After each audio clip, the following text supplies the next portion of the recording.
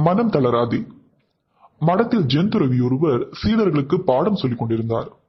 அப்பொழுது அவர் சீடர்களுக்கு துன்பம் வந்தால் தன்னம்பிக்கையுடன் மனதை தளராமல் இருக்க வேண்டும் என்ற ஒரு புத்தியை அவர்களுக்கு புகட்டுவதற்கு ஒரு சிறு கதை சொல்லி புரிய வைக்க நினைத்தார்.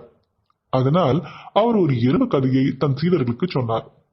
அதாவது, ஒரு எறும்பு தன் வாயில் சற்று நீளமான உணவுப் பொருளை தூக்கி சென்றது. அப்பொழுது அது செல்லும் வழியில் ஒரு விரிசல் தென்பட்டது. அதனால் அந்த எறும்பு அதை தாண்டி செல்ல முடியாமல் தவித்தது. சற்று நேரம் கழித்து அந்த எறும்பு தன் உணவை அந்த விரிசல் மீது வைத்து அதன் மீது ஊர்ந்து சென்று விரிசலை கடந்து பின் தன் உணவை எடுத்துச் சென்றது என்று கூறினார். பின் அவர்களிடம், அதே போல்தான் நாமும் நமக்கு ஏற்படும் துன்பத்தையும் பாலமாக வைத்து முன்னேற வேண்டும் என்று கூறினார். மேலும் அந்த சிறு எறும்பின் தன்னம்பிக்கை நமக்கு இருந்தாலே நாம் வாழ்வில் எந்த தடையையும் எளிதாக கடந்து செல்ல முடியும், துன்பமும் காணாமல் போய்விடும் என்று கூறி அன்றைய பாடத்தை முடித்தார்.